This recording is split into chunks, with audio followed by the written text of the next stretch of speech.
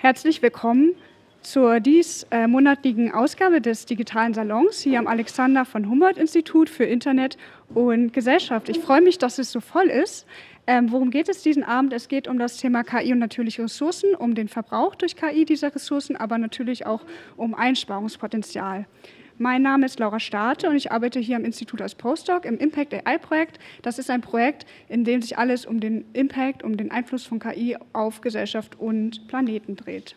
KI, also künstliche Intelligenz, das ist ja inzwischen ein Thema, das uns allen bekannt ist. Also zum Beispiel, wenn wir uns am Morgen die schnellste Route zur Arbeit berechnen lassen, wenn wir auf der Arbeit einen Text online übersetzen lassen oder nach Feierabend einen Film bei einem Streaming-Anbieter ansehen.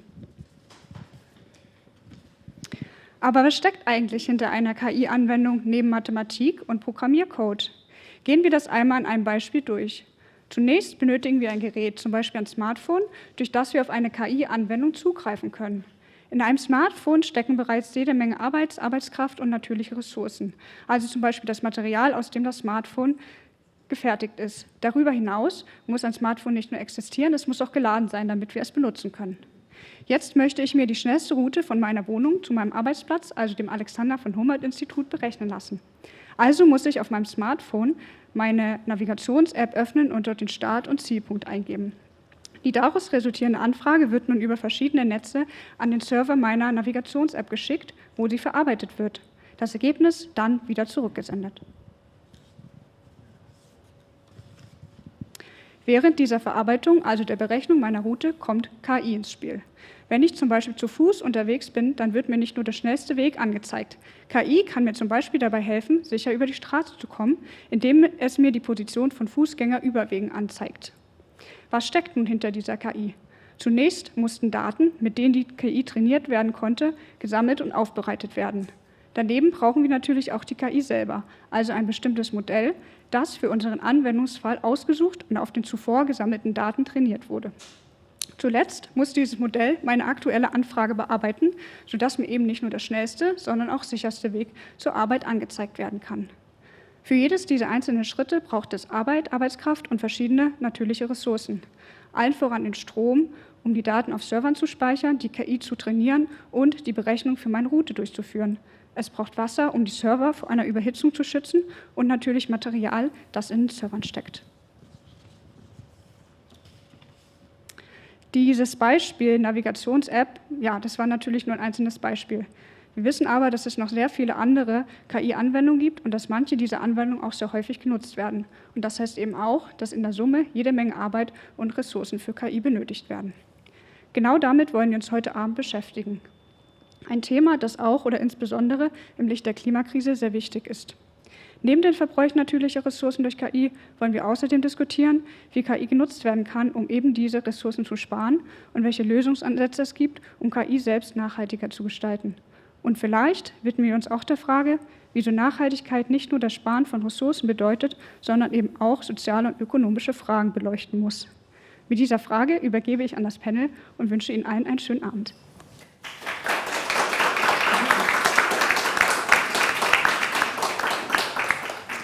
Vielen Dank, Laura. Und herzlich willkommen auch von mir nochmal zum heutigen digitalen Salon Wattenprompt.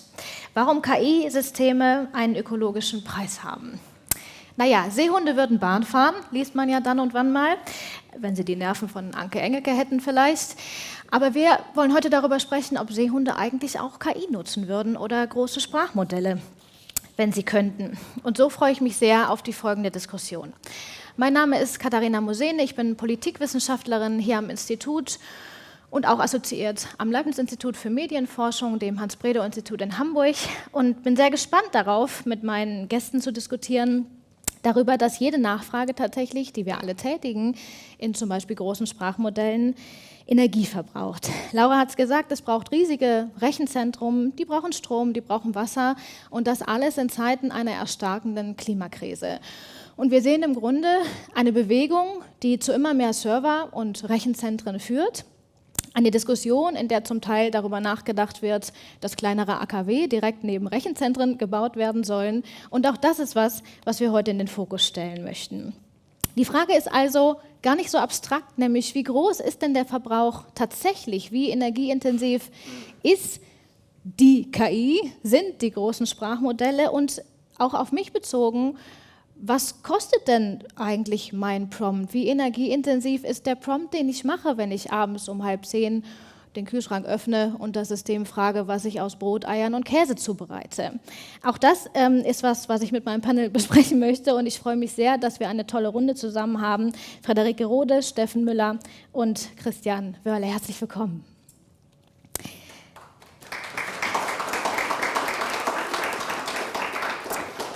Wir schauen also einmal auf den Status quo, was ist mit Blick auf den Verbrauch. Wir schauen aber auch, was muss sich eigentlich ändern in Zukunft. Wie kann ökologisch nachhaltige KI entwickelt werden und was müssen technisch und auch politisch für Weichen gestellt werden, damit das möglich wird. Und ich will gleich starten mit Friederike Rode. Du bist Techniksoziologin, arbeitest schon viele Jahre an der Schnittstelle zwischen Technologie und Nachhaltigkeit. Die Schwerpunkte deiner Arbeit sind die kritische Analyse unterschiedlicher Erwartungen und Visionen zu neuen Technologien sowie die Zusammenhänge zwischen eben maschinellem Lernen, was wir aus dem Kontext KI kennen, und Nachhaltigkeit. Und derzeit arbeitest du am Berlin Ethics Lab der TU Berlin zu verantwortungsvoller Technik- und Technologiegestaltung im Kontext Klima- und Umweltgerechtigkeit. Und deshalb will ich mit dir gerne starten, um so ein bisschen auch das Publikum und uns alle abzuholen, die sich noch gar nicht so sehr mit dem Thema befasst haben und dich fragen, welche Punkte, welche Fragen der Nachhaltigkeit sich eigentlich ganz grundsätzlich stellen bei der Entwicklung, auch bei der Nutzung von KI-Systemen. Ja, vielen Dank auch für die Einladung und ich finde es auch super, dass das Thema jetzt auch sozusagen mit Fokus auf die ökologischen Auswirkungen jetzt hier nochmal thematisiert wird. Ich glaube, das ist ja schon insgesamt auch ein bisschen mehr in der öffentlichen Debatte angekommen, dass das irgendwie einen ökologischen Fußabdruck hat, mit dem man sich beschäftigen muss. Und also wir sind so ein bisschen zu dem Thema gekommen, als also die Debatte so 2019 anfing, dass irgendwie klar wurde, dass das Training von Large Language Models halt relativ energieintensiv ist. Und da ist dann so ein bisschen so eine Debatte aufgeploppt, ja, okay, was bedeutet das jetzt? Und wenn die Modelle immer größer werden und wird der Fußabdruck dann auch immer größer und wie ist dann irgendwie das Verhältnis von dem Energieverbrauch von, weiß ich nicht, dem Training und die Nutzung dann hinterher. Und wir haben dann so ein bisschen angefangen zu sagen, na gut, eigentlich müsste man sich ja mit diesem Thema aus einer ein bisschen ganzheitlicheren Perspektive beschäftigen. Also was bedeutet das eigentlich, sich wirklich aus einer Nachhaltigkeitsperspektive damit zu beschäftigen? Und haben dann eben angefangen in einem Projekt zusammen, also damals noch mit dem IÖW und Algorithm Watch und der TU Berlin, so Nachhaltigkeitskriterien zu entwickeln, so entlang des KI-Lebenszyklus. Und haben dann eben gesagt, gut, es geht eigentlich eben nicht nur um die ökologische Nachhaltigkeit, sondern man muss es sich eigentlich ganzheitlich angucken. Also sowohl soziale Aspekte, die ja schon ein bisschen länger diskutiert wurden in diesem ganzen KI- und Ethikdiskurs, also Transparenz, menschliche Aufsicht und diese ganzen Themen, Fairness, Nichtdiskriminierung, aber eben auch diese ökologischen Aspekte und eigentlich aber auch ökonomische Themen, also wie ist sozusagen so ein Markt eigentlich strukturiert und was bedeutet das, wenn kleine Unternehmen keinen Zugang haben und diese Dinge. Und das haben wir irgendwie in so einem großen Kriterienset dann irgendwie zusammengefasst. Und die ursprüngliche Idee war so ein bisschen, so einen Nachhaltigkeitsindex zu entwickeln. Und da hat sich dann mal herausgestellt im Zuge des Projektes, dass es eigentlich nicht so richtig möglich ist, weil es einfach viel zu komplex ist dafür.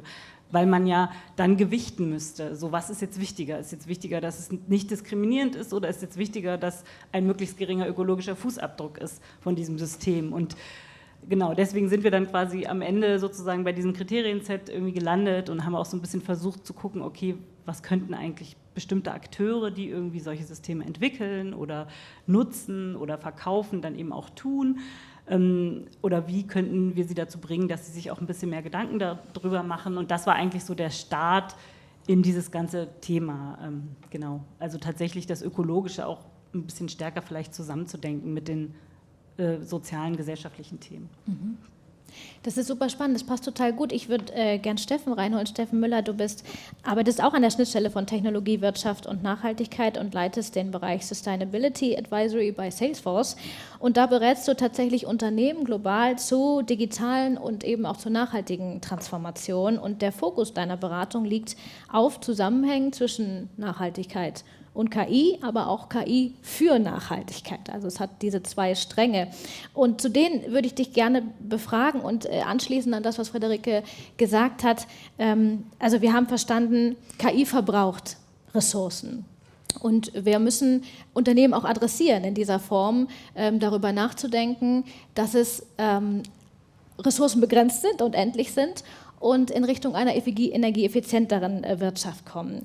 Kannst du Aussagen darüber treffen, wie viele Ressourcen verbraucht werden? Wie wird es überhaupt bemessen? Ist es irgendwo transparent gemacht? Und was bedeutet das jetzt auch tatsächlich für mich und für meinen eigenen Prompt, den ich eben mache, abends um 9:30? Da steckt eine ganze Menge drin. Also hallo von mir, Steffen. Wie gesagt, ich bin bei Salesforce. Das ist eine Firma, die seit 25 Jahren Software herstellt und auch seit vielen, vielen Jahren in KI drin ist. Das würde ich ganz gerne nochmal definieren, damit wir das gleiche Verständnis haben. Eine KI ist ja auch ist ja nichts Neues. Ne? Wir haben vor 10 Jahren gesehen, was prädiktive KI ist, im Prinzip angewandte Statistik, Vorhersagenmodelle, das gibt es ja schon eine ganze Weile.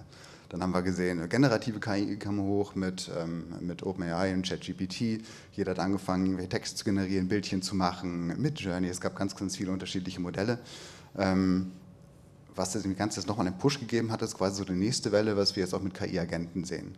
Also KI-Agenten, wo im Prinzip ein großes Sprachmodell unten drunter liegt und ich einen Agenten genauso wie einem digitalen Assistenten, wenn man so will, Aufgaben zuweisen kann und der die semi-automatisch bis automatisch selber erfüllen kann. So ein Beispiel von heute, ich bin angefahren mit dem Zug, bin aus Fulda hergekommen, der Zug war ein bisschen spät, habe gestanden und gewartet und hatte keine Zugbindung mehr, dachte ich, hey, gibt es irgendwie einen schnelleren Zug, den ich nehmen kann? Ich hatte 3 Möglichkeiten. Ich hätte hingehen können zur großen Schalltafel, wo der Zugplan im Papier drauf hängt, angucken können, wann kommt der nächste Zug.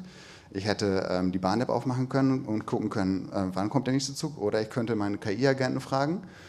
Ich habe alles 3-mal gemacht. Ja? Und alles 3 haben einen unterschiedlichen Fußabdruck. So. Kann man sich vorstellen. Und um zu verdeutlichen, was so ein KI-Agent ist. Ich habe einfach einen KI-Agenten auf meinem Handy gefragt, hey, was ist der schnellste Weg zum Alex? Alles. Ja? Das heißt, dieser KI-Agent, das ist das, was die heute können, sie können Reasoning machen. Die können quasi selber nachdenken und Kontexte verstehen. Das heißt, der KI-Agent hat mich zurückgefragt, meinst du mit Alex den Alexanderplatz in Berlin? Ja, meine ich. Wo bist du denn gerade? Ich bin in Fulda. Gut. Wie möchtest du da hinkommen? Laufen, mit dem Flugzeug, mit öffentlichen Verkehrsmitteln? Öffentliche Verkehrsmittel wären gut. Ja? Das heißt, das Ergebnis war genauso, als hätte ich die Bahn-App aufgemacht. Aber was im Hintergrund passiert ist, und darüber wollen wir heute reden, es sind mehrere Prompts abgeschickt worden, es sind Compute Power ist genutzt worden, es sind Speicher genutzt worden, es sind Rechenzentrumsleistung genutzt worden. Und das ist eine Frage, wie effizient können wir damit umgehen, wie können wir Modelle effizienter gestalten, wie können wir aber auch ein bisschen Suffizienz da reinweben. Und das ist das, was ich in meiner Arbeit auch mache. Wir sind als Technologieunternehmen schon lange über diesen Punkt hinaus, dass wir sagen können, was können wir denn machen mit KI, sondern vielmehr, das, was du vorhin gesagt hast, was sollten wir denn machen oder was sollten wir auch nicht machen. Und das ist etwas, wo dann noch Ethik reinkommt in den Bau von IT-Produkten oder den Bau von Services und von KI-Dienstleistungen, was wir dann auch machen. Das ist meine Arbeit. Also ich versuche, die ethische und die ökologische Sichtweise in den Bau von Produkten und dann eben auch die Anwendung von solchen Produkten zu bringen, sodass ich sie aus den richtigen Gründen auf die richtige Art und Weise nutze. Mhm. Ja, und ohne dass ich jetzt sagen kann, was jetzt dieser eine Prompt am Bahnhof in Fulda mich gekostet hat, kann ich vielleicht noch so als kleinen Teaser einschieben, können wir vielleicht nachher noch ein bisschen vertiefen. Es gibt auch nicht die KI. Es gibt ganz viele unterschiedliche Modelle, die auch einen unterschiedlichen Fußabdruck haben, je nachdem, wie sie trainiert sind, auf welcher Hardware sie laufen, wo sie gehostet werden, welche Energie da reingeht, wo die Energie herkommt. Da spielen ganz viele Faktoren eine Rolle. Daran haben wir gearbeitet, auch mit einer Open-Source-Initiative. Salesforce, Hugging Face hat mitgearbeitet, Carnegie Mellon University und Cohere, um ein Modell zu entwerfen, was wie so ein Energieeffizienzlevel beim Kühlschrank quasi sagen kann, dieses Modell hat in der Nutzungsphase, also Training kennen wir schon, aber in der Nutzungsphase hoch, mittel, niedrig Energie verbraucht. Mhm. Genau. Das ist sehr spannend, also die Frage von Labeling und Transparenz eben auch gegenüber Verbraucherinnen zu verstehen, welches System ist vielleicht ressourcenschonender als andere. Und du hast gerade das Stichwort für unseren nächsten Gast schon genannt, nämlich Open Source. Christian, du bist ganz lange Geschäftsführer eines Berliner Softwaredienstleisters gewesen und hast dann den Think Tank Climate and Tech gegründet. Und dort tatsächlich organisierst du Forschungskooperationen zwischen Universitäten und Organisationen im Kontext KI und Open Source Tools unter eben diesem Thema Nachhaltigkeit bis hin zu Climate Risk. Du bist auch Teil eines BMBF geförderten Projektes, Open Source Projektes, das heißt Carbonara, und da entwickelt ihr ein, wenn ich das richtig verstanden habe, Code Editor Tool, das CO2-Emissionen im Kontext von IT reduzieren hilft. Kannst du uns beschreiben, was ihr da tut in der Carbonara und warum ihr das tut? Ja, ich probiere es. Vielleicht da erstmal so ein bisschen Background zu der Geschichte von Carbonara. Also wir haben ein bisschen diskutiert, das ist ja Prototype Fund, wer das nicht kennt, ist ein super Programm, kann man sich mal anschauen. Der wird Open Source gefördert, ohne jetzt viele Bedingungen dran zu stellen vom BMBF. Und wir haben halt ein bisschen überlegt, was können wir da machen. Mehrere Anträge gestellt und eine Frage war halt, können wir irgendwie einen Code-Editor bauen oder ein Tool, was eben möglichst früh in so einem Softwareentwicklungszyklus hilft, CO2-Emissionen zu senken, und haben dann den Antrag bewilligt bekommen und mussten uns dann erstmal einarbeiten, was wir da jetzt eigentlich machen. Und wie das so oft ist, also wie das auch bei Climate and Tech immer war, wenn man sich eine Weile mit was beschäftigt, dann gibt es ja da schon ganz viel. So, und da gibt es eben hier auch schon ganz viel. Da gibt es dann zum Beispiel die Green Software Foundation, also das kennen vielleicht dann noch einige, die seit, ich weiß nicht wie viele Jahren dieses Thema schon, ist eigentlich unglaublich, was die gerissen haben, da Tools gebaut haben. Dann gibt es noch ein paar Firmen, andere Akteure drumherum, aber es gibt halt eben schon Tools, mit denen man jetzt sagen kann, hier ist ein Stück Software und wie viel CO2 verbraucht denn dieses Stück Software? Da denkt man jetzt auf den ersten Blick vielleicht, das ist relativ einfach in der Realität, und da gibt es dann so ein paar Sachen, auf die ich auch erst später gekommen bin. Es ist überhaupt nicht einfach, weil moderne Prozessoren zum Beispiel ganz krasse Optimierungsalgorithmen haben, also überhaupt nicht deterministisch. Kann nicht sagen, dieses Stück Code läuft irgendwie 10-mal und dann läuft es 10-mal, verbraucht es das Gleiche. Das ist mit Sicherheit bei KI auch so, darüber glaube ich noch nicht so viel geredet. Da müsste man halt alles 1000-mal laufen lassen, oder man müsste Temperatur zum Beispiel, das ist temperaturabhängig, also ganz verrückt. Und da haben wir dann relativ schnell gesagt, das wollen wir eigentlich jetzt nicht besser machen, das macht jetzt eigentlich keinen Sinn, das ist entweder schon gelöst oder nicht lösbar, oder schlaue Leute sitzen da dran, wie zum Beispiel Green Coding ist eine Firma hier aus Berlin, die da Tools bauen, Green Metrics Toolkit.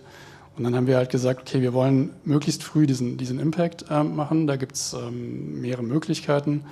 Und eine Möglichkeit ist so ein Fragebogen. Das sind eigentlich dann so Standard Sustainable Web Design Guidelines, dass man im Grunde Fragen stellt, wie viel CPU habe ich, wie betreibe ich meine Anwendung. Und dass wir die einfach einmal abklopfen. Das zweite ist Code Smells.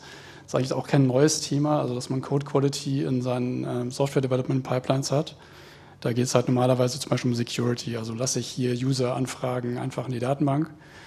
Da gibt es eben auch ein paar Patterns, auf die man achten kann. Und das dritte wären eben so diese Analyse-Tools. Und wir haben jetzt, es ist noch nicht fertig, Ende November wird es spätestens released, aber das wird dann eben ein VS Code-Plugin sein. Wir wollen auch andere Code-Editoren einbinden, aber wir haben eine Umfrage gemacht, und selbst wenn jetzt in dem Umfeld vielleicht viele Leute nicht VS Code benutzen, ist es dann doch so, dass 70-80% VS Code benutzen, und man kann sich das dann in seinen VS Code einfach installieren. Das dauert wahrscheinlich 5 Sekunden oder so, und dann hat man das da und kann halt, je nachdem, wo man jetzt ist, eben Actionables, also wir wollen Actionables identifizieren, und hoffentlich finden wir Partnerorganisationen, die das dann mit uns weitertragen. Um das ganz kurz zu übersetzen für eine Technikerin. Das ist eine Anwendung, die ihr gebaut habt, tatsächlich, die Unternehmen helfen soll, in Ihrem Code zu sehen, was besonders energieintensiv ist? Nein, doch. Ja, und das zu eliminieren und zwar nicht jetzt dem Unternehmen, weil das ist vielleicht wichtig, weil aktuell ist das sehr top-down getrieben. Ja? Also irgendwie ein Unternehmen muss jetzt berichten, muss CO2-Emissionen berichten und dann machen die ein Audit und dann landet das vielleicht irgendwann in so einem Entwicklungsteam, aber es ist überhaupt nicht realistisch, meiner Meinung nach. Also ich kenne kein Szenario, wo es realistisch wäre, dass man jetzt irgendwie 6 Monate lang Software baut und dann ist 500.000, 1 Million weg. Total easy. Und dann sagt jemand, aber das ist jetzt nicht so energieeffizient, lass das mal neu bauen. Also das passiert nie und kann auch nicht passieren, überhaupt nicht machbar. Das heißt, irgendwas zu tun, so früh wie möglich, ist wichtig. Und in der Umfrage, die wir gemacht haben, also haben wir einfach ein bisschen rumgeschickt und dann haben 150 Leute teilgenommen. Da kam halt raus, dass Entwicklerinnen und Entwickler denken, dass es ihrer Firma egal ist, aber ihnen ist es dann nicht so egal. Also es gibt auch welche, denen das egal ist. Aber glaube ich auch ungefähr 70%, denen war das eben nicht egal. Die denken, aber ihrer Firma ist das egal. Und wenn man jetzt sich anschaut, wie so ein Softwareprojekt funktioniert, da gäbe es eben schon die Möglichkeit, dass Devs, sage ich mal, in ihren Prozessen, Scrum, wie auch immer die arbeiten, sagen, ja, lass uns das doch mal machen. Tech-Debt wäre da so ein Stichwort. Also das ist relativ etabliert, dass nicht alles immer von oben diktiert wird und da wollen wir ansetzen, dass man eben sozusagen aus den Teams was heraus macht und meiner Meinung nach gibt es da nichts. Also das ist tatsächlich eine Lücke gewesen, die wir da gefunden haben. Ja. Mhm. Wenn ich eine Sache einschieben darf, genau das ist der Grund, warum Nachhaltigkeitsabteilungen und IT-Abteilungen so eng zusammenarbeiten sollten, was so wenig stattfindet. Und das ist eine Botschaft, die versuche ich immer wieder nach draußen zu hauen. Wenn ihr ein KI-Projekt startet, da muss jemand aus dem Nachhaltigkeitsbereich mit am Tisch sitzen. Und auf der anderen Seite muss der Nachhaltigkeitsbereich auch die Lust haben, sich mit diesen Themen auseinanderzusetzen und diese Perspektive einzubringen. Denn wie du sagst, wenn ich erst was baue und es dann wieder umbauen muss und replatformen muss, das kostet unheimlich viel Geld, das macht kein Mensch. Das heißt, wenn ich in einem Planungszyklus drin bin, dann muss ich mich divers mit den Leuten an den Tisch setzen und die unterschiedlichen Perspektiven reinholen, damit ich sowas frühzeitig einbauen kann. Ja, und um es einfach zu sagen, also dafür musst du ja auch erstmal einen Nachhaltigkeitsbereich haben. Ne? Das ist jetzt Fair. Berliner Startups haben keinen Nachhaltigkeitsbereich. Da wäre dann die Frage vielleicht insgesamt, wie verteilt sich das in unser Unternehmen? Also welcher Anteil an ICT, CO2-Emissionen entfällt auf große Unternehmen? Keine Ahnung. Aber meine These wäre so, dass man schon Impact haben kann in kleinen Unternehmen und da ist Nachhaltigkeit einfach gar kein Thema. Und ich kenne auch Unternehmen der Nachhaltigkeitsbranche, wo das jetzt nicht oben auf der Agenda landen würde, da seine CO2-Emissionen zu senken. Genau, also was mich da auch nochmal interessieren würde, so als Überlegung oder als Frage, wie ihr das seht sozusagen auch mit diesem Innovationsparadigma, weil es geht ja auch einfach darum, was Neues zu entwickeln. Es geht halt auch darum, dann beispielsweise ein neues Modell zu entwickeln und vielleicht nicht eins zu nehmen, was es schon gibt und es irgendwie nochmal nachzutrainieren oder was auch immer. Und das erzeugt natürlich auch viele Probleme in Bezug auf den Ressourcenverbrauch, weil, wenn man sozusagen sich die Forschung anguckt, dann ist es da halt so. Also man kann nichts veröffentlichen über etwas, was es schon gibt. Es muss halt was Neues sein. Und dieses Paradigma sozusagen, immer etwas Neues entwickeln zu wollen, das führt natürlich auch dazu, dass sich der Ressourcenverbrauch dann erhöht. Und was diese Integration sozusagen in den Unternehmen anbetrifft, ist das auch, was wir zum Beispiel sehen. Also wir machen halt dann zum Beispiel auch Workshops für Startups im KI-Bereich und so weiter, um halt so ein bisschen diese ethische Perspektive, sage ich mal, oder diese Reflexion, was bedeutet das eigentlich, Technologie verantwortungsvoll zu gestalten, möglichst früh mit einzubeziehen. Aber es ist natürlich dann eben tatsächlich so, dass die dann auch immer fragen, ja okay, und wie sollen wir das jetzt ganz konkret sozusagen machen? Und ein Ansatz, den ich immer ganz spannend fand, aber da würde mich auch nochmal interessieren, inwieweit sich das sozusagen verknüpfen lässt mit dem, was ihr macht, so diese Idee der Model Card, also dass man halt eben so eine Dokumentation hat, wo man dann eben sagt, wo man ganz viele verschiedene Aspekte eigentlich dokumentieren kann. Ne? Also wie habe ich trainiert, was ist da irgendwie rausgekommen bei den Pre-Tests, auf welchen Daten habe ich vulnerable Gruppen definiert, wie sind irgendwelche Energieverbräuche oder was auch immer während des Trainings und so weiter. Da gibt es ja auch genug Tools, mit denen man das irgendwie berechnen oder auch abschätzen kann. Genau, da würde mich vielleicht auch nochmal so ein bisschen interessieren, ob das da eine Verbindung gibt irgendwie zwischen solchen Tools? Also ich würde da vielleicht noch einfach mal einmal noch mal extra ausholen, weil Ich glaube, du hast grundsätzlich, glaube ich, völlig recht und das ist eine Diskussion, die geführt wird und es gibt ja auch KI-Gegnerinnen. Also ich habe auch schon mit Leuten geredet, die haben gesagt, mit dir rede ich nicht. Das finde ich dann auch cool irgendwie. Aber was ich sagen will, ist, ich glaube, man muss natürlich jetzt Dinge brechen, um zu diesen Innovationen zu kommen. Es geht gar nicht anders. Ja, das ist einfach ein Konflikt, ein Interessenskonflikt. Aber man muss es nicht in der Geschwindigkeit machen, in der es passiert. Dafür gibt es überhaupt keinen gesellschaftlichen Grund, glaube ich. Ja, und der einzige Grund, warum das in der Geschwindigkeit passiert, ist natürlich, wir Techies, wir wollen da was machen. Ja, ich bin da auch ganz schuldig. Ich habe keine Ahnung, was mein CO2-Footprint ist. Ganz schlimm. Code mit KI und ich mache all das, was du da beschrieben hast die ganze Zeit. Und auch noch irgendwie unkontrolliert.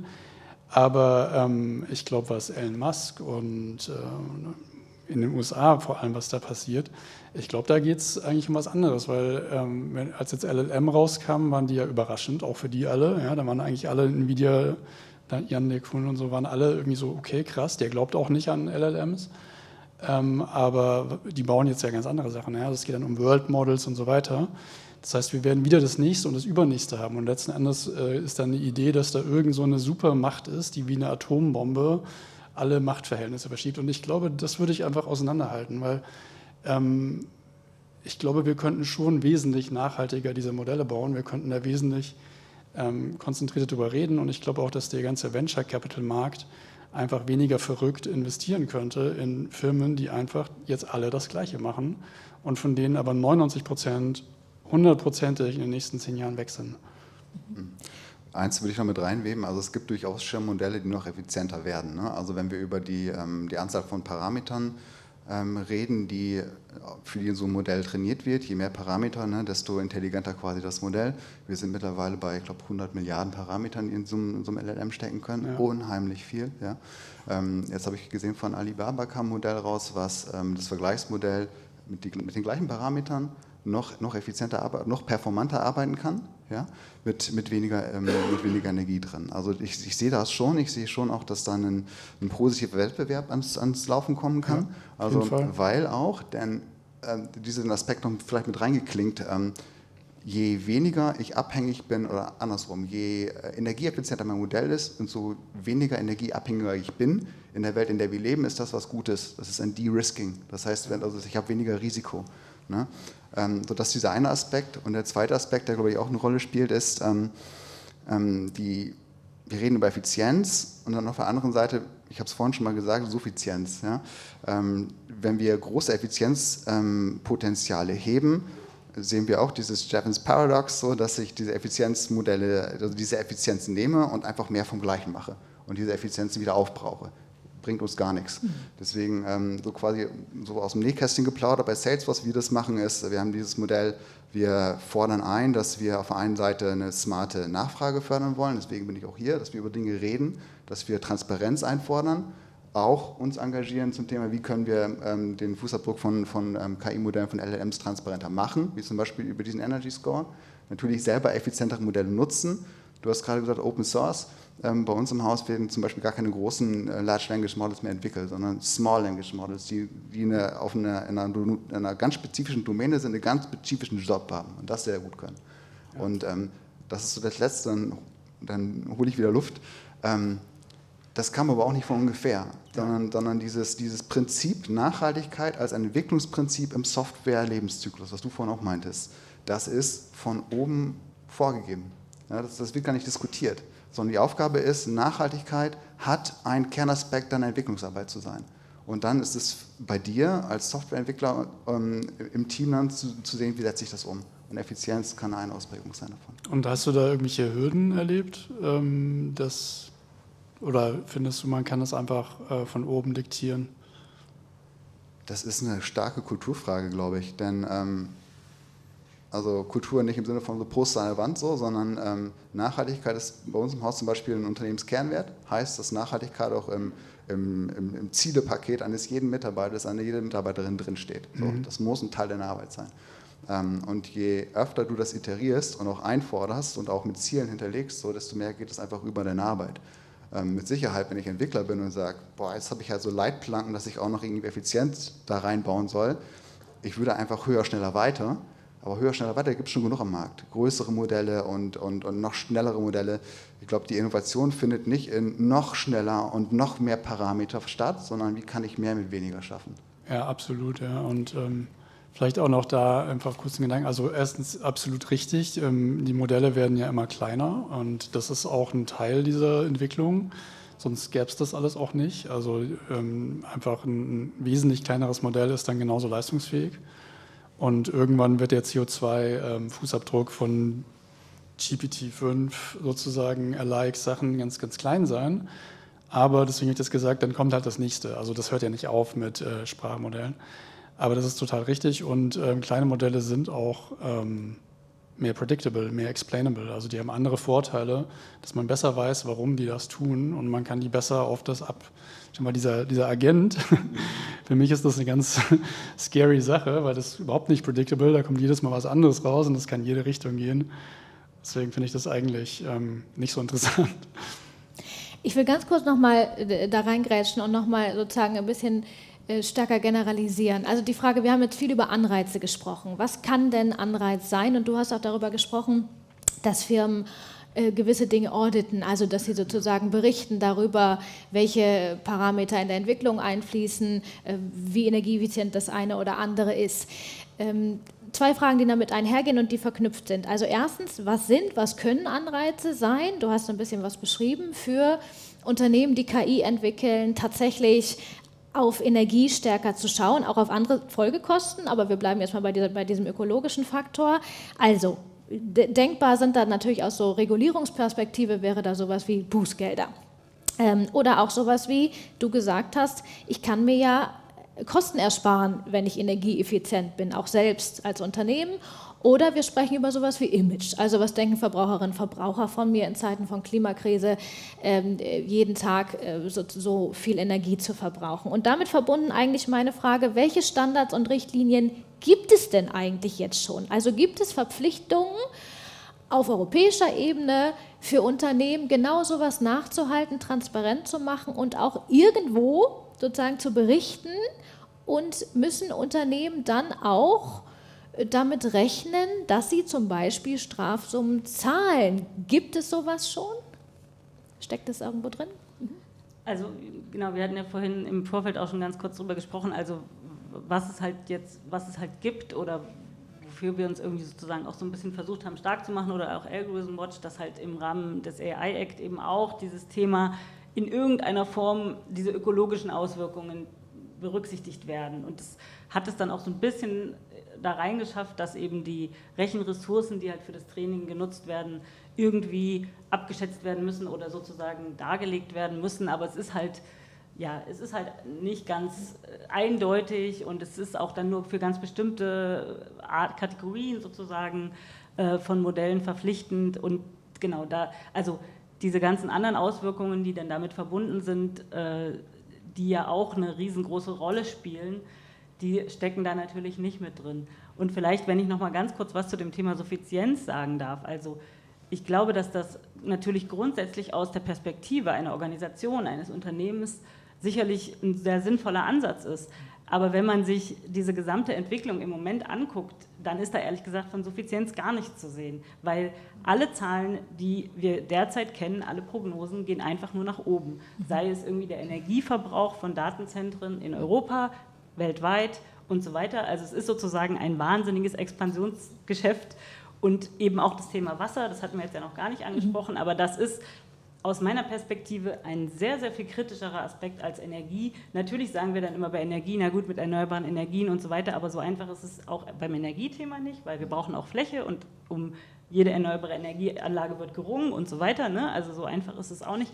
Aber beim Thema Wasser ist es noch viel schwieriger. Und wir sehen ganz viele Fälle, sei es in Deutschland, sei es in Europa, wo entweder Kommunen sagen, nein, wir wollen ja kein Datencenter, weil wir haben ja schon andere Unternehmen, die brauchen auch Wasser. Und wir sehen natürlich gerade beispielsweise in Lateinamerika auch ganz viele Konflikte mit lokaler Bevölkerung, mit indigenen Gruppen und so weiter. Also das heißt, ich bin grundsätzlich sozusagen auch jemand, der diesen Suffizienzansatz sehr befürwortet, aber am Ende des Tages bedeutet das eben, dass der absolute Verbrauch irgendwie sinken muss. Und das ist ehrlich gesagt was wir im Moment gar nicht sehen. Ne? Also diese Studie von Greenpeace, die es gerade gab, ne, die haben abgeschätzt, okay, weltweit Verbrauch von Rechenzentren, waren jetzt 2024 bei, weiß ich nicht, 239 oder so Milliarden Liter und das soll steigen auf über 600 Milliarden. Also das ist halt fast eine Verdreifachung. Ne? Und das ist dann schon, wenn es jetzt schon so große Konflikte gibt, muss man sich natürlich dann schon die Frage stellen, wenn diese ganze Infrastruktur, die halt notwendig ist, um diese Systeme am Laufen zu halten, immer mehr ausgebaut wird, immer mehr expandiert weltweit, kann das dann irgendwie überhaupt noch nachhaltig sein? Also natürlich, ich finde diese ganzen Ansätze gut und es ist auch sinnvoll und natürlich müssen auch Organisationen darüber nachdenken, aber aus einer globalen Perspektive sozusagen sieht im Moment für mich der Pfad eben nicht unbedingt nach Suffizienz aus. So. Nee, gar nicht. Deswegen, also mega Punkte. Deswegen wollte ich das auch reinbringen in die Diskussion, weil es eben nicht danach aussieht. Ja? Nicht nach Effizienz und noch weniger nach Suffizienz, sondern diese Frage, warum, das habe ich vorhin versucht mit diesem Bahnbeispiel zu bringen, ne?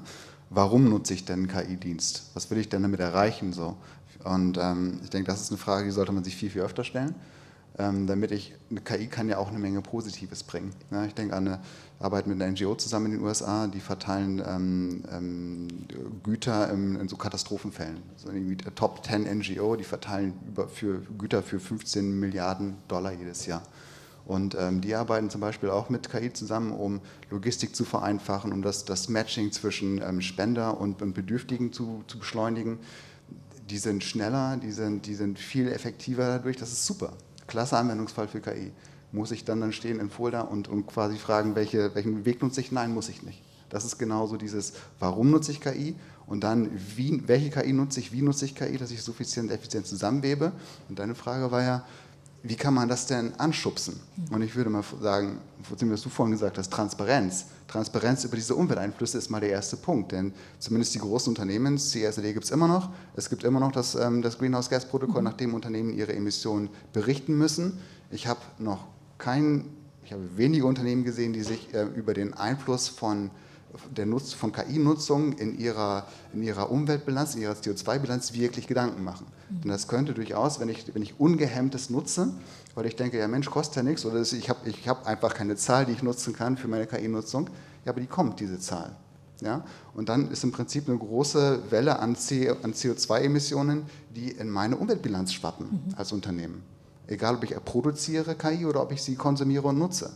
So, und das heißt, der erste Schritt wäre für mich, diese Transparenz herzustellen, die einzufordern, ja, und dass Unternehmen wiederum auch bewusste Entscheidungen treffen können, nutze ich KI, ja, nein, was ist die Konsequenz? Alles hat eine Konsequenz, was ist die Umweltkonsequenz? Und wenn ich das nutzen möchte, weil ich einen guten Anwendungsfall habe, wie diese NGOs, es gibt 1000 andere Beispiele, die gut sind, welches Modell nutze ich denn dann? Und dann komme ich wieder auf dieses Label, auf dieses Ranking zurück. Es ist nicht jedes Modell gleich. Manchmal ist der Rucksack von Emissionen groß, die so ein KI-Modell aufhat durch das Training. Manchmal ist er kleiner. Training ist nur ein Teil. Was sind die Emissionen in der Nutzungsphase von so einem Modell? Klafft teilweise um 50 Orders of Magnitude auseinander. Das ist eklatant, diese Spreizung. Und wenn wir da mehr reingehen und da diese Transparenz einfordern, bin ich natürlich in der Unternehmenswelt. Das kann ich als Verbraucherin nicht unbedingt machen, ja, aber das kann ich als Unternehmen machen. Ich kann sagen, hey, ich kaufe von euch einen KI-Dienst ein. Was ist der Fußabdruck? Möchte ich wissen. Ich brauche eine Modelcard von euch und da soll Nachhaltigkeit drin stecken. Also es gibt schon Hebel. Sind das Hebel, die politisch noch viel stärker auch gezogen werden müssten? Weil du hast jetzt gesagt, klar, Selbstverpflichtung, was machen Unternehmen, was ist so unternehmerische Ethik. Aber was wäre jetzt aus eurer Sicht eigentlich der Case für Politik und Regulierung, neben dem, was wir im AI Act sehen, sehr viel stärker darauf einzuwirken, also sehr viel stärker zu machen, dass eben, Stichwort CO2-Zertifikate, das ein Teil sein kann, also dass ich das berichte mit der KI, die ich nutze, aber welchen Hebel hätte Politik an der Stelle aus eurer Sicht? Also ich denke mal grundsätzlich erstmal läuft es ja gerade eher in die Richtung, dass Politik oder dass zumindest die Lobby versucht, mit Omnibus oder ESRS aufzuweichen, dass weniger berichtet wird, dass weniger Unternehmen davon betroffen sind. wenn man da jetzt die Folge zieht aus dem, was du gesagt hast, müsste man eher sagen, alle Unternehmen müssen berichten. Oder sie müssen Anreize haben, freiwillig zu berichten. Daran könnte man meinetwegen Vergabe von Fördermitteln knüpfen, warum nicht? Ja, wäre jetzt mal so ein spontaner Ansatz, dass man halt bei da mache ich mich jetzt nass, aber wir sind ja auch, ich sehe ja auch solche Projekte, ne, da wird halt dann einfach ein deutlicher Förderkredit vergeben, um eben KI-Projekte zu bauen. Ich weiß nicht, was da das Gesamtvolumen ist, ich glaube, es ist immens. Und da könnte man, glaube ich, nachsteuern. Ich glaube, insgesamt müsste man da mehr nachfragen, man müsste dieses Thema mehr auf den Tisch kriegen. Ich glaube, da gibt es aber auch einen Interessenskonflikt einfach mit diesem Wirtschaftswachstum und mit diesem, ich nenne es mal Rat Race, weil ich glaube, das ist eine neue Situation. Das ist nicht einfach nur Wirtschaftswachstum, sondern es ist einfach, ich lasse 20 loslaufen und der Schnellste überlebt und alle anderen sind weg. Das ist so das Gefühl in der Bubble. Und ja, ich weiß nicht, ob die Politik da nachsteuern kann, ehrlich gesagt. Ich glaube, da müssten wir einfach insgesamt mal einen anderen Diskurs finden und die Politik müsste sich klar machen, dass sie das nicht will. Und das sehe ich jetzt gerade nicht. Ich weiß nicht, wie du es siehst. Wir haben, nur um diesen Punkt nochmal reinzuholen, du hast es gerade beschrieben, es gibt ja durchaus auch diese Good Practice Use Cases, also wo KI tatsächlich eingesetzt wird, um Prozesse zu optimieren, um effizienter Prozesse auszuführen. Und man könnte jetzt ja sagen, da wird ja Energie eingespart. Kann man so eine Brutto-Netto-Sozusagen-Rechnung machen? Kann man sagen, wir haben es jetzt, ich habe es gerade von Friederike gehört, es ist ein extremes Wachstum und es ist so energieintensiv, dass man es wahrscheinlich mit nichts in der Welt gegenrechnen kann. Aber gibt es da so Modellrechnungen oder kann man das sagen, ob man das gegenüberstellen kann? Wie viel spart uns KI in der Effizienz ein durch XYZ und wie viel können wir dann kompensieren von dem, was vorher an Energieaufwuchs reinkam? Es gab da, glaube ich, letztes Jahr oder Anfang des Jahres, du kennst bestimmt ein Paper, das irgendwie geclaimt hat, dass jemand, der eine Seite DIN A4-Seite Text schreibt, also ein Mensch, Journalistin oder so, wahnsinnig viel mehr CO2 verbraucht oder Energie als GPT-4. Und ich glaube, da ist auch ein Punkt dran. Und da kann man natürlich dagegen argumentieren, wie viel war im Training, wie viele Seiten hat denn diese Person da rausgehauen, bis dann der Artikel fertig war, irgendwie, wenn man da so binge-chattet. Aber da ist trotzdem ein Punkt dran und ich verstehe den aber auch nicht ganz. Das wäre vielleicht eine Frage, die du ein bisschen beantworten kannst, wie man denn jetzt den CO2-Footprint oder den Energie-Footprint von einer Person, die dann eben nicht arbeitet, wie bewertet man das? Also führt es darauf hinaus, dass wir dann Menschen, die nichts tun oder Menschen, die jetzt durch KI ersetzt wurden, als Bedrohung für den Planeten klassifizieren, weil die ja einen höheren CO2-Footprint haben als die. Also da würde es für mich ein bisschen hinauslaufen. Aber das wollte ich nur mal so reinwerfen, weil das ist tatsächlich so ein Ansatz gewesen. Ja, das Paper wurde viel kritisiert, aber kann durchaus sein. Ansonsten glaube ich, dass Effizienzsteigerung führt zu Degrowth und Degrowth wollen wir nicht. Da komme ich immer wieder hin, deswegen kann es nicht wirklich sein, dass wir sagen, ja, es ist halt Effizienzsteigerung. Vielleicht so ein Case noch mit reingewoben aus der Halbleiterindustrie, ohne dass ich jetzt da Ross und Reiter nennen kann, der mich sehr beeindruckt hat, ist ein Unternehmen, was ohnehin schon sehr digitalisiert war und sehr, sehr datengetrieben gearbeitet hat und mit Hilfe von KI, also von auch Sprachmodellen, was in der Lage war, Muster sehr, sehr schnell zu erkennen in Produktion, Ineffizienz in der Produktion quasi zu erkennen. Hat viel mit Sensorik gearbeitet und was die geschafft haben, ist ihre Produktionsabläufe, die aus ganz vielen Komponenten bestehen, so neu zu konfigurieren, dass sie einfach weniger Energie im gesamten Prozess gebraucht haben. Das ist ein super Anwendungsfall. So. Nicht nur das, es gibt dann auch was eher so breiter zugänglich ist. So Predictive Maintenance gibt es schon ganz lange. Also quasi darauf zu achten, dass ich eine Maschine, dass es gewisse Parameter gibt, nach der ich testen kann, ist eine Maschine, läuft die noch rund oder muss ich die demnächst warten, bevor sie kaputt geht. So, wenn ich das weiterspinne, kann ich das auch hochkalkulieren auf, wie viele Ressourcen spare ich dadurch, dass sie nicht kaputt geht und ich sie vorher warten kann. Das kann ich als Mensch nur bedingt vorher sehen, sondern ich habe einen Haufen Daten, die muss ich analysieren, da kann ich durch KI Hilfe bekommen. Ja. So. Oder Lagerhaltung reduzieren. Circular Economy ist super spannend, also da hatte ich mal mit einem Call ein bisschen einarbeiten dürfen, aber da gibt es einfach wahnsinnig viel, was eine Organisation wegwirft, was eine andere Organisation aber braucht. Da gibt es relativ klare Ansätze, wie KI das verbessern kann deutlich. Ja. Vielleicht noch eine Zahl reingeworfen. Unternehmen aus der Konsumgüterindustrie hat einige tausend Shops in Deutschland, Europa und der Welt. Die produzieren 150.000 Tonnen Abfall jedes Jahr. So, und haben schon tolle Programme am Laufen, um diesen Abfall zu verteilen. Also was mache ich, wenn das schlecht geworden ist, wie verteile ich das, Tafel, kann ich das verfüttern und so weiter.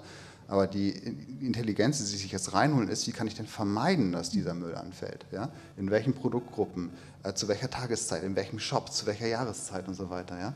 Und da kann mir das wiederum helfen.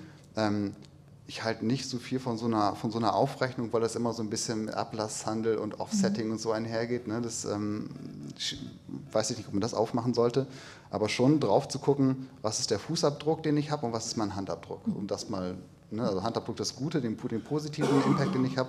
Fußabdruck, sind die Umweltkosten oder auch die sozialen Kosten, was du vorhin auch gesagt hast. Das immer mit im Kopf drin zu haben. Also bei all dem, wie ich Technologie generell anwende und KI im Besonderen. Friederike. Also vielleicht, genau, also nochmal so ein bisschen, diese Frage wird ja sehr oft gestellt, also spart das eigentlich am Ende des Tages oder in den Bereichen, wo wir es dann einsetzen, damit es etwas einspart, was ja ehrlich gesagt nur ein Bruchteil der Anwendungsbereiche sind, die es insgesamt gibt, also es steckt ja in allem Möglichen drin, ob es jetzt Handel ist oder Recommendation und also ne, überall steckt es drin und der Anteil der Anwendungen, die dann wirklich dazu da sind, was einzusparen, also sei es jetzt im Smart Grid Bereich oder so, das haben wir uns zum Beispiel auch mal so ein bisschen angeschaut, das ist ja nur ein ganz kleiner Teil. Und deswegen, also ich bin absolut davon überzeugt, dass wir die Menge an Ressourcen, die wir verbrauchen, um diese digitale Infrastruktur am Laufen zu halten und auszubauen, niemals einsparen werden durch die Nutzung in bestimmten Bereichen. So, das glaube ich einfach nicht, weil, ne, also wenn man sich irgendwie anguckt, dass irgendwie allein in Deutschland die Datencenter seit, weiß ich nicht, von 2010 bis 2024 doppelt so viel, also von 10 auf 20 Terawattstunden, also welche Anwendung spart denn 10 Terawattstunden also ein? Also ich meine, das ist ja irgendwie absurd, ja, also und also ich glaube, das ist halt immer noch, also das ist so ein bisschen ein Gedanke und das, finde ich, wird auch noch mal viel klarer, wenn man über das Thema Wasser nachdenkt. Wie viel KI-Anwendungen sparen denn Wasser ein? In einem Ausmaß, das sich auch nur ansatzweise gegenrechnen lässt gegen den Wasserverbrauch der digitalen Infrastruktur. Also ich glaube, das ist eine schwierige, also ich finde es auch schwierig, diese Rechnung aufzumachen und dieses ganze Effizienzthema, also ich bin mir nicht so sicher, warum Effizienz zu Degrowth führen soll, ehrlich gesagt, weil eigentlich ist es tatsächlich ja häufig so, dass die Frage ist, was mache ich eigentlich mit der Effizienzeinsparung? Also wenn ich als Unternehmen Material einspare oder was auch immer, was natürlich möglich ist durch den Einsatz von KI, also das zeigt sich ja auch, ne? Also man kann Prozesse optimieren, man kann Materialien einsparen, weniger Ausschuss und so weiter und so fort, diese ganzen Dinge würde ich auch sozusagen gar nicht in Abrede stellen. Die Frage ist sozusagen eher, was mache ich dann damit? Ne? Also erhöhe ich meine Produktion, nehme ich mehr Aufträge an und so weiter. Ne? Da sind wir wieder diesem ganzen Thema Entkopplung von Umweltverbrauch und Wirtschaftswachstum. Aber wir müssen es ja jetzt auch nicht übertreiben. So, ne? Also ich glaube, darüber muss man sich halt schon auch nochmal Gedanken machen, weil es gibt eben tatsächlich dann auch Studien, die sagen, ja okay, wir können so und so viel Prozent einsparen. Weiß ich nicht, von welchem Beratungsunternehmen diese Studie jetzt war, ich glaube von McKinsey oder so, aber ne, wir können 4% sozusagen Ressourcen einsparen, aber der IT-Sektor wächst auch um 4%, wo man dann denkt, na gut, wo ist jetzt die absolute Einsparung? Ne, und aus einer Klima-Umwelt-Perspektive bringt uns im Grunde nur eine absolute Einsparung wirklich etwas. Ne? Also nur wenn absolut sozusagen Emissionen runtergehen, Energieverbräuche runtergehen, Ressourcenverbräuche runtergehen, dann macht es wirklich Sinn. Und vielleicht zu diesem Beispiel, was eigentlich ein ganz schönes Beispiel ist, ne, mit diesem Blatt Papier, schreibe ich was auf ein Blatt Papier oder lasse ich das irgendwie ChatGPT schreiben. Aus meiner Sicht ist es so, dass der Effekt, der da passiert, ist eine Verlagerung des Impacts. Also wenn ich das Blatt schreibe, dann habe ich sozusagen vielleicht mehr lokal den Impact, weil ich bin irgendwo hingefahren, habe das Blatt gekauft mit meinem Fahrrad oder Auto oder whatever, wohne in meinem Haus, das muss ich heizen und so weiter. Ne? Das alles ist ein ökologischer Fußabdruck, der sozusagen bei mir zu Hause passiert. Okay, bei dem Blatt Papier, da wurde vielleicht irgendwo in Schweden ein Baum gefällt oder wie auch immer, ne? Vielleicht schon ein bisschen ausgelagert.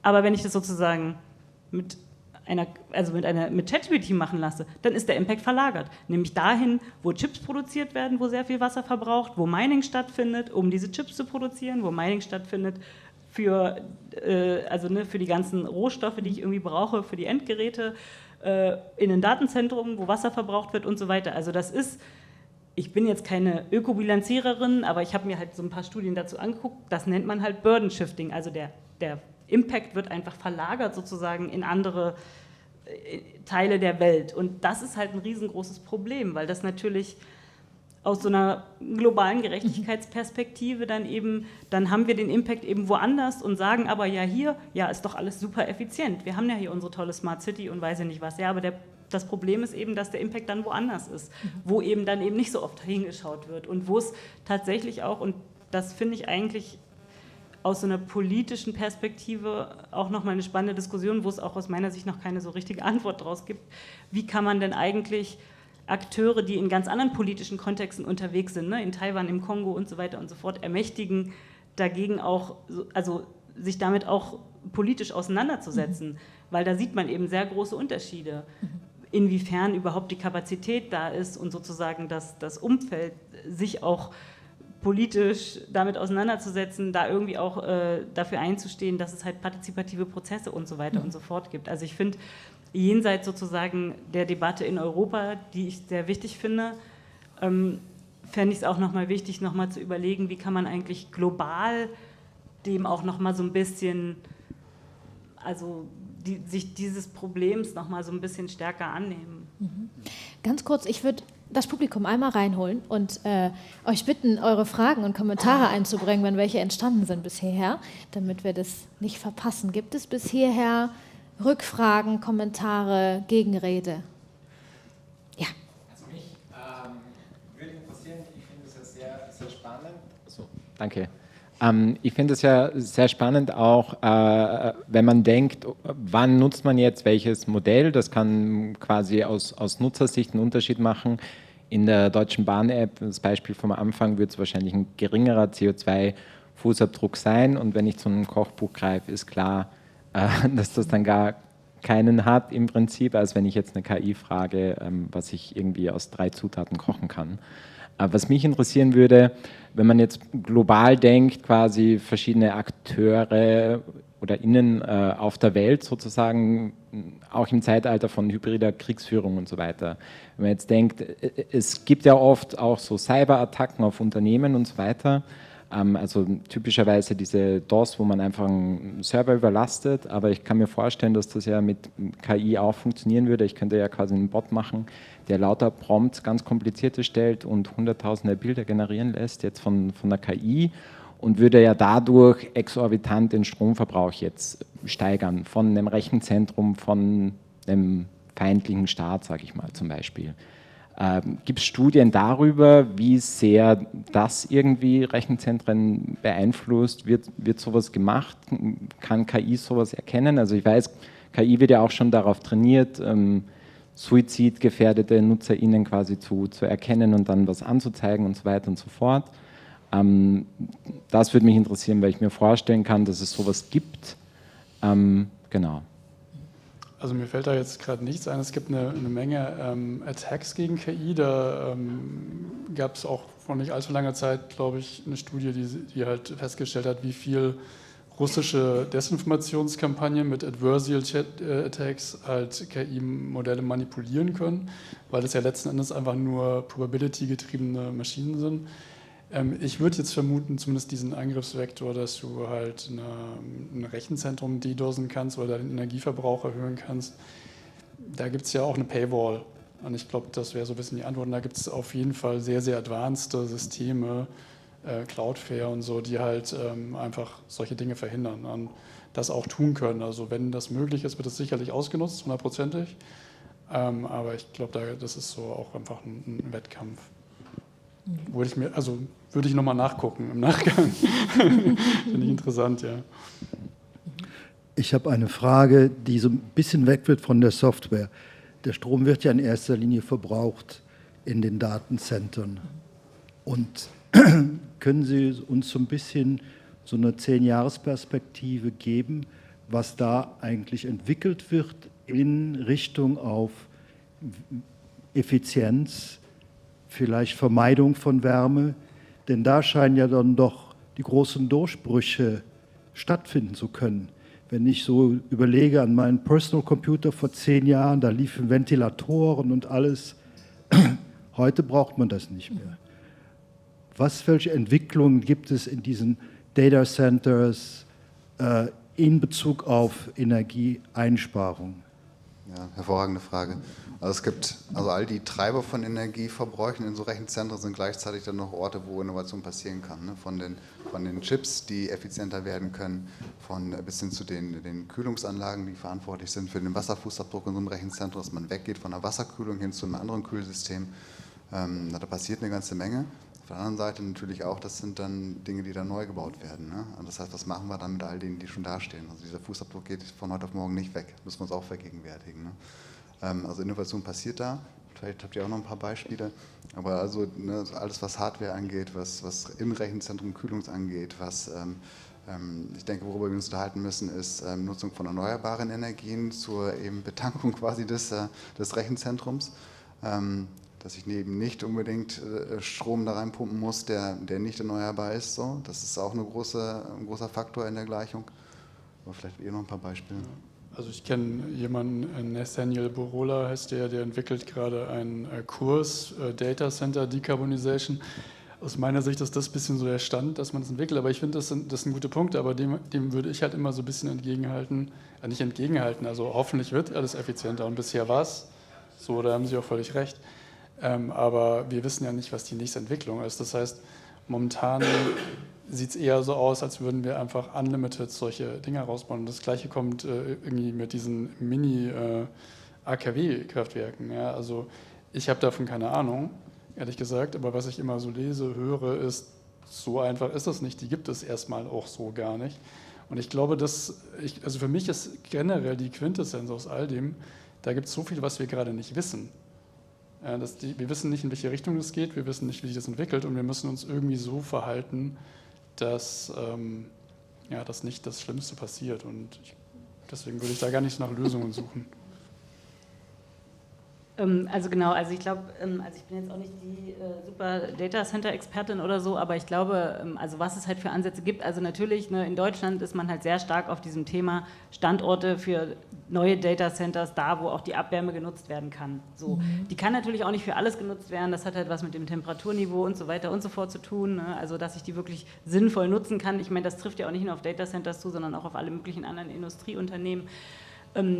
Dass da einfach ganz viel Energie sozusagen einfach in die Luft geblasen wird, weil es natürlich auch manchmal ein organisatorisches Problem beispielsweise ist, weil ich habe halt irgendwie vielleicht einen Wärmeversorger, der möchte aber lieber seine Wärme verkaufen und der hat eigentlich überhaupt gar kein Interesse, dass irgendein Standort da irgendwelche Wärme sozusagen für ganz, ganz wenig Geld ja weggibt, weil das ist ja Abwärme, das ist ja sozusagen für den Datencenterbetreiber, könnten sie es ja theoretisch verschenken. Also ne, da gibt es schon auch nochmal so ein paar, sage ich mal, Akteurskonflikte vielleicht.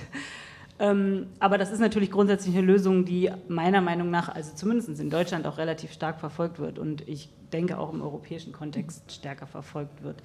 Bei dem Thema Wasser gibt es auch Ansätze, also ich weiß auch, dass es von einigen großen Technologieunternehmen auch so Projekte gibt, wo sie halt sagen, okay, man muss ja nicht unbedingt Trinkwasser nutzen, sondern man kann versuchen, sozusagen wieder aufbereitetes Wasser zu nutzen.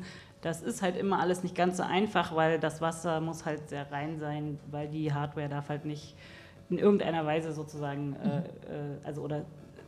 es muss halt, also bis jetzt ist es so, dass es halt immer sehr sauberes Wasser sein muss und dass es nicht so einfach ist, einfach zu sagen, gut, wir nehmen jetzt irgendwie Brauchwasser oder so.